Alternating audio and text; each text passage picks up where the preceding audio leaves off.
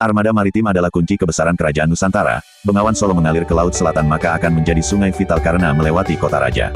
Kerajaan memungut pajak bagi para pemakai sungai Bengawan Solo sehingga Mataram kuno menjadi kerajaan besar dan memiliki banyak peninggalan diantaranya Candi Borobudur, Prambanan, Candi Sari, Dieng dan Gedong Songo di Dieng, Jawa Tengah.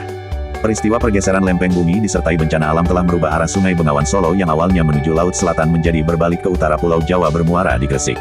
Peristiwa itu disertai bencana gempa bumi dan tsunami. Peristiwa alam dan fenomenanya juga terpahat secara simbolik dalam bangunan suci Mataram kuno yaitu Candi Prambanan atau Siwagraha.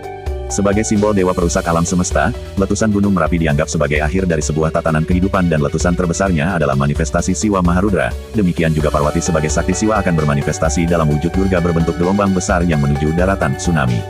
Siwagraha dibangun pada 850 Masehi.